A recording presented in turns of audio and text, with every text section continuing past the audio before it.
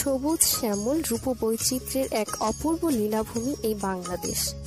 আয়তনে ছোট হলেও এই মাটির বুকে সময়ে সময়ে জন্মগ্রহণ করেছেন সময়ের সাহসী সূর্য সন্তানেরা, যাদের মেধা শ্রম ত্যাগে দেশ ও সমাজ বিভিন্নভাবে উপকৃত হয়েছেন। তাদের মধ্যে একজন জাতীয় সংসদের সাবেক সদস্য, গণপরিষদের প্রাক্তন সদস্য, বীর মুক্তিযোদ্ধা, বিশিষ্ট ক্রীড়া সংগঠক, সমাজসেবক, জাতির পিতা বঙ্গবন্ধু শেখ মুজিবুর রহমানের ভাগ্নে মরহুম ইলিয়াস আহমেদ চৌধুরী দাদাভাই।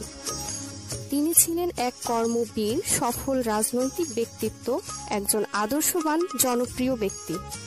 শুধু শিবচর উপজেলায় আর মাদারীপুর জেলায় নয়, বৃহত্তর ফরিদপুরের দিকে দৃষ্টিপাত করলে দেখা যাবে অতি গুরুত্বপূর্ণ ব্যক্তিদের মাঝে গুরুত্বপূর্ণ স্থান দখল করেছিলেন তিনি। মেধা, মনন, কর্মপ্রয়াস, শ্রম ও অধ্যবসায়ের মাধ্যমে ব্যবস্থাপনাগত দক্ষতা অর্জনের মধ্য দিয়ে তিনি নিজেকে গড়েছিলেন এক উজ্জ্বল অধ্যায়। তিনি কর্মজীবনে সুদীর্ঘ সময়ের সংগঠক, সমাজকর্মী এবং সর্বোপরি একজন মেহনতি মানুষের প্রকৃত জনদরদী হিসেবে অতি পরিচিত মানুষ। তাই তিনি দাদাভাই হিসেবে শিবচর উপজেলাবাসীর নিকট পরিচিত।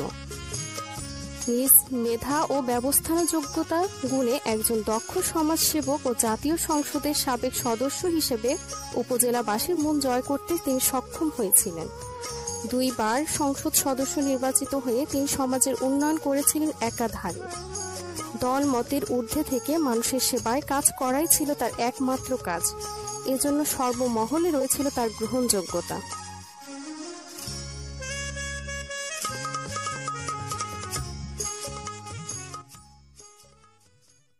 1970 সালের নির্বাচনে যখন দাদাভাই শিবচর আসে, সেই নির্বাচনে দাদাভাইয়ের সাথে আমার পরিচয় এবং আমি কলেজে সেকেন্ড ইয়ারের ছাত্র, বরহামগঞ্জ ডিগ্রি কলেজের ছাত্র হিসেবে দাদাভাইয়ের নির্বাচনে মুসলিম ভাই আমরা এই নির্বাচনে তার সাথে জড়াই, তার নির্বাচন করি। এই থেকেই তার সাথে আমার সম্পর্ক হয়। এরপরে নির্বাচনের পরে স্বাধীনতা যুদ্ধ চলে আসলো। পাকিস্তান সরকার ক্ষমতা না দেওয়ায় বাঙালি সেনাবাহিনী ইপিআর ক্যাম্পে যখন আক্রমণ করে পাকিস্তানি সেনাবাহিনী, তখন 25শে মার্চের এই আক্রমণের পরে যুদ্ধের রূপ নেয়। 25শে মার্চের আক্রমণ যখন হয়, তখন আমি এই বাবুবাড়ির হোস্টেলে থাকি। আমি, আমার এক বন্ধু আবু বকর শিকদার, আমরা এই হোস্টেলে থাকি। তখন এখান থেকে আমরা শুরু করি। প্রথম একদিন আমরা ওই বঙ্গবন্ধুর স্বাধীনতার ঘোষণা শুনলাম। 26শে মার্চের 26শে মার্চে আমরা শুনতে পাই নাই, 27শে মার্চ আমরা ওয়্যারলেস অফিসে শুনতে পাইলাম বঙ্গবন্ধুর স্বাধীনতার ঘোষণা। ওই 25শে মার্চের রাত্রে যে ঘোষণা দিল ওয়্যারলেসে, ওই ঘোষণার পরে আমরা মুক্তিযুদ্ধের ট্রেনিং শুরু করি হাতিবাগানের মাঠে বাঁশের লাঠি নিয়ে। দাদাভাই মানুষে খুলনাতে তার বন্ধু বান্ধব সার্কেলে এদের কাউরেই কোনো সময় কোনো বিপদে কোনো কেউ বললে কারো না করতো না। সে তার নিজের জাহাজের মাল দিয়ে হইলেও অন্যের জাহাজের মাল শর্ট হইছে, সে সেটা পূরণ করে দিত। ওই ক্ষয়েশ্বরদীর নির্বাচনে আগের দিন রাত্রে দাদাভাই এই যে এখন ওয়ালটনের যে বিল্ডিং, এখানে রেজাউল তালুকদার একটা ঘর ছিল, এই ঘরে ছিল অফিস। এইখান থেকে দাদাভাই আমারে বললো যে চলো। কোথায় তা কিছু বললো না। দুইজনে হাঁটতে হাঁটতে বাজারের উপর দিয়ে, তখন ওই যে কালাসান কুন্ডুর যে ঘর খয়েরচৌধুরী যেটা কিনছিল, ওই ঘরে হলো খয়েরচৌধুরীর অফিস। তখন ওই অফিসের সম্বন্ধে যাই। ওই অফিসে তখন বহুত আর্মস ক্যাডার এবং আর্মসও ওই অফিসে আছে। দাদাভাই আমার বলে চলো। তো কোথায় যাবো? বাইরে হাঁটতেছি ওনার লগে। ওই বাজারের উপর ওই অফিসের সম্বন্ধে আমরা সোজা চলে গেলাম ইউনো অফিসে।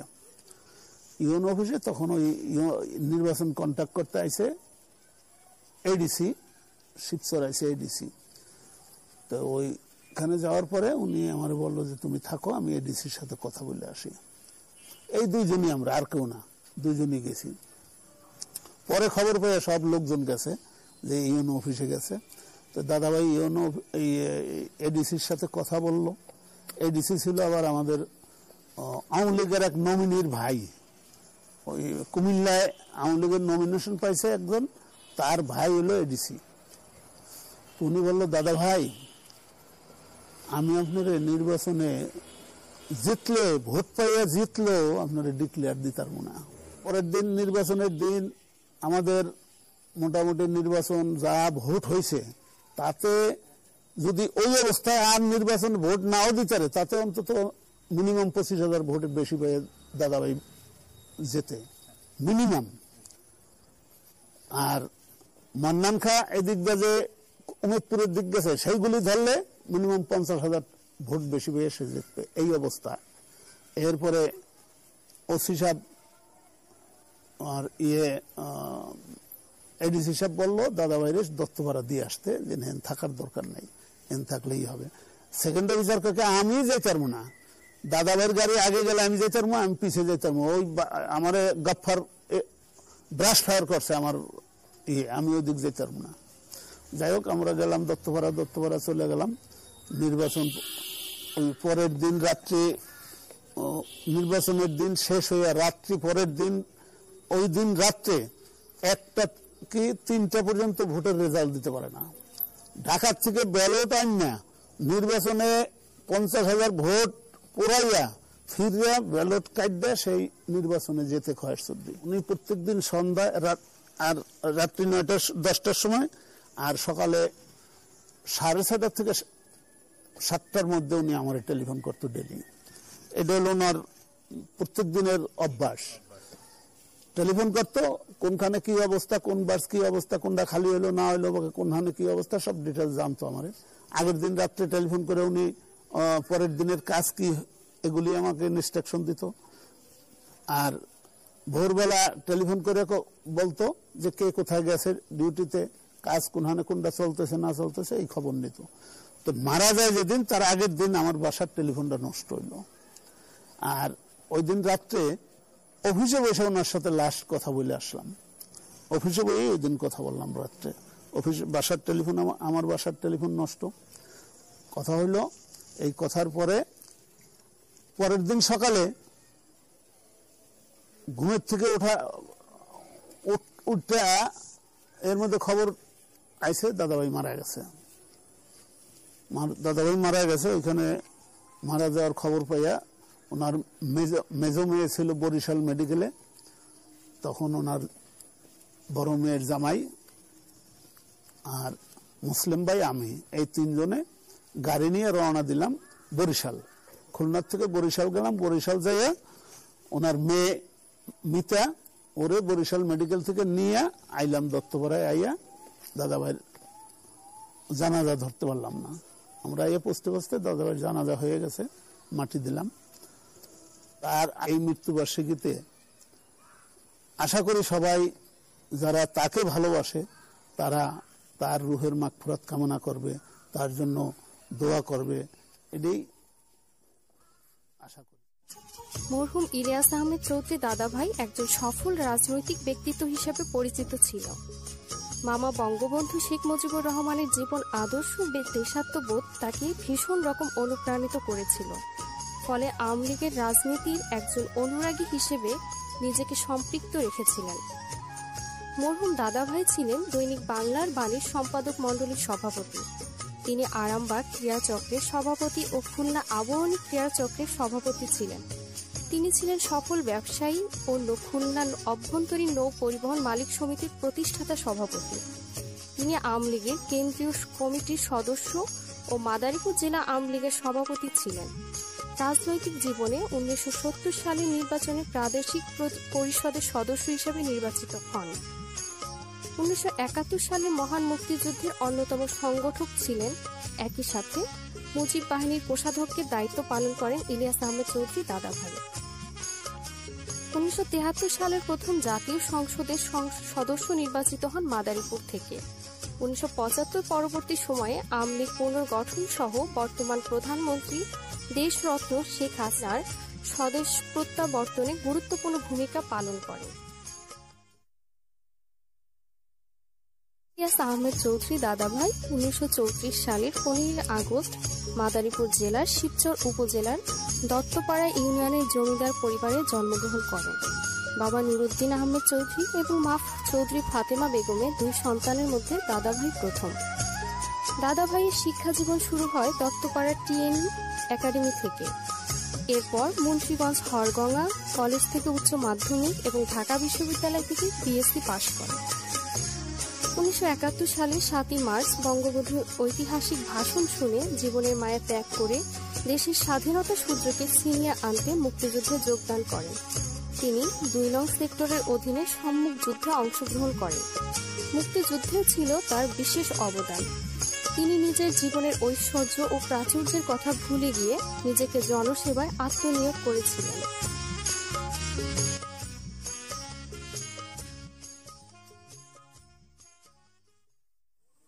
আমার জীবনের যে অধ্যায়গুলা তার মধ্যে সবচেয়ে বড় অধ্যায় জনাব ইলিয়াস আহমেদ চৌধুরী, প্রাক্তন এমপি, মরহুম দাদাভাই। এই ইলিয়াস আহমেদ চৌধুরীর যে দাদাভাই নামটা, এই দাদাভাই নামটা হলো বঙ্গবন্ধুর ফ্যামিলির মধ্যে সে প্রথম সন্তান হিসাবে তাকে বঙ্গবন্ধুর ফ্যামিলি এবং তার ফ্যামিলির সবাই তাকে দাদাভাই হিসাবে জানে। ছোটবেলা থেকে আমি দেখেছি ওনাকে, যে ওনার কাছে যতক্ষণ থেকেছি উনি কখনো কোনো মানুষকে ইগনোর করে নাই, কখনো খারাপ জানে নাই। সব ধনী গরিব দরিদ্র সব মানুষকে উনি খুব ভালোবাসতেন এবং উনি এমন ভালোবাসতেন এলাকাকে, দেশকে, আমাদের এই শিবচরকে চিন্তা করা যাবে না যে উনি কত ভালোবাসত। ওনার কাছে না থাকলে এগুলো বোঝা যাবে না। আমরা যারা মুক্তিযোদ্ধায় গিয়েছিলাম তারা মুক্তিযোদ্ধায় গিয়েছিলাম এই দাদা ভাইয়ের অনুপ্রেরণায়। উনি শুধু কোষাধ্যক্ষ না, উনি যত ওই সময়কার নেতাদের উনি সবসময় বুদ্ধি বিবেক দিয়ে কাজ করার নির্দেশ দিত, সাজেশন দিত। উনি কখনোই ওনার দ্বারাই পরিচালিত হতো এই দলগুলা তখনকার দিনে। উনি শুধু তাই করে নাই, আজ যে আমরা এই যে মাওয়া এত বড় রাস্তা দেখি, এই রাস্তা বঙ্গবন্ধুর কাছে যখন উনি ম্যাপ নিয়ে যায়, আমার হাতে ম্যাপ ছিল, আমি হাতে করে গাড়িতে একসাথে ওনার সাথে নামছি, নাইমে আমি পাশের রুমে বসছি। উনি বঙ্গবন্ধুর কাছে যেয়ে যখন বলল যে ম্যাপ নিয়ে আসছি, হ্যাঁ তুমি একটা ম্যাপ নিয়ে এসছো, এটা কিভাবে করবো, আমার সরকারের কি এত টাকা আছে, তুমি এখানে 14 হাত 15 হাত গর্ত এক একটা জায়গায়, কিভাবে আমি এই রাস্তা করে দেবো তোমাকে, খুলনা টু ঢাকা রাস্তা করা কি আমাদের চারটাখানি কথা, তুমি এটা কি বলো। কতক্ষণ পরে বললো যে ইলিয়াস টিমুল্লার সাথে কথা বলছিস? তখন দাদাভাই বললো যে সে আসছে।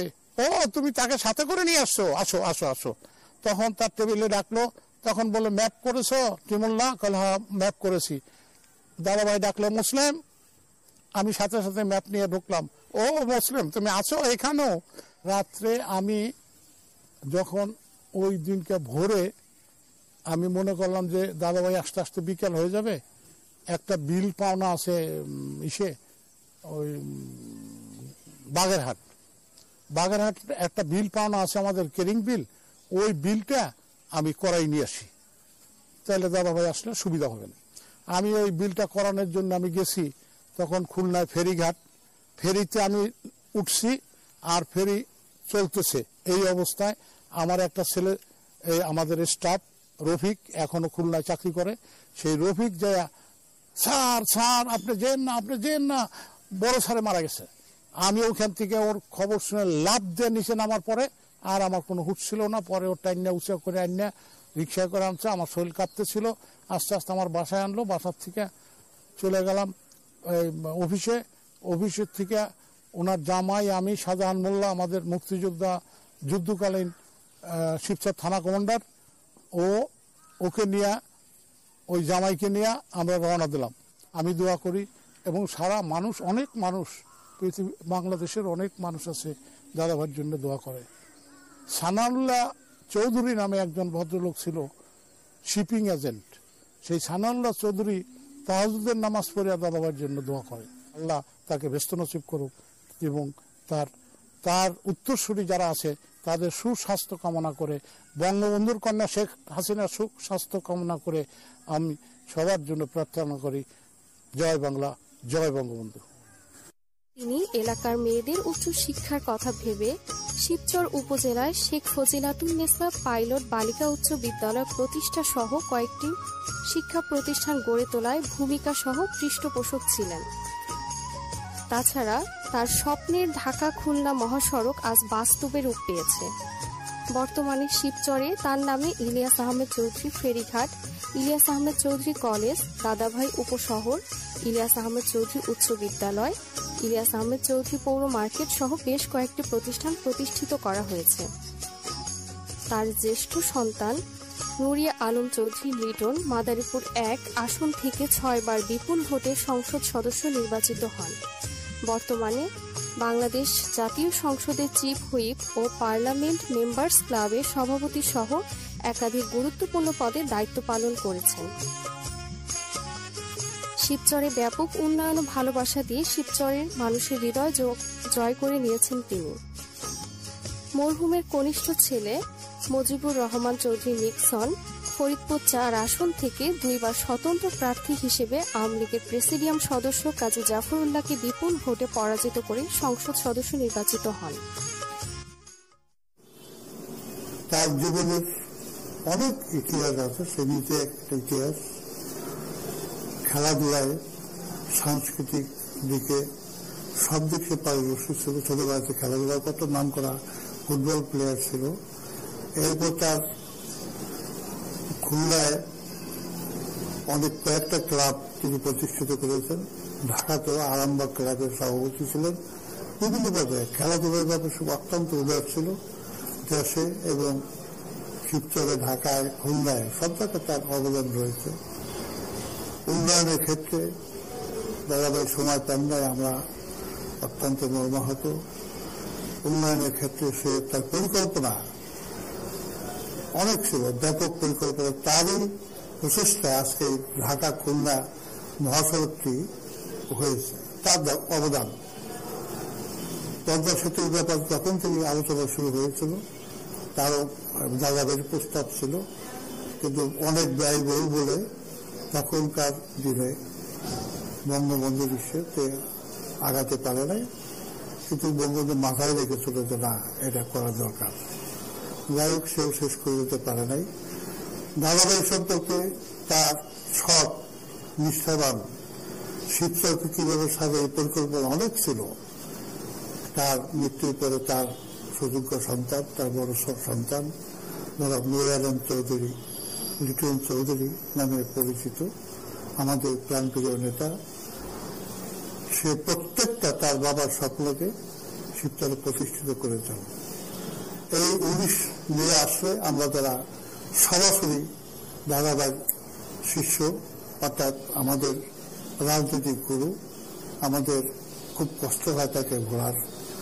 এই দিনটিতে আমরা সবসময় দত্তপাড়ার বাড়িতে আমরা সবসময় উপস্থিত হই এবং মুক্তিযোদ্ধা হিসেবে তার বিরাট অবদান ছিল। 71 সালে আমাদেরকে পাঠিয়েছে ইন্ডিয়াতে। এরপরেও সে নিজেও গিয়ে মুজিব বাহিনীর একজন কোষাধ্যক্ষ দায়িত্ব পান এবং সে সুন্দরভাবে সেই সংগঠনকে করে তোলেন। দেশে আসার পরেও অনেক অবদান তার আছে, এটা বলে শেষ করা যাবে না। তবে হঠাৎ তার মৃত্যুতে শিবচরবাসীর অনেক ক্ষতি হয়েছে। এর পরবর্তীতে আমাদের যে নেতার কথা বললাম, একমাত্র লিটন চৌধুরী, অন্য কাউকে তখন নমিনেশন দেওয়া হতো, শিবচরের উন্নয়ন কোনোদিন আর আলোর মুখ দেখত না।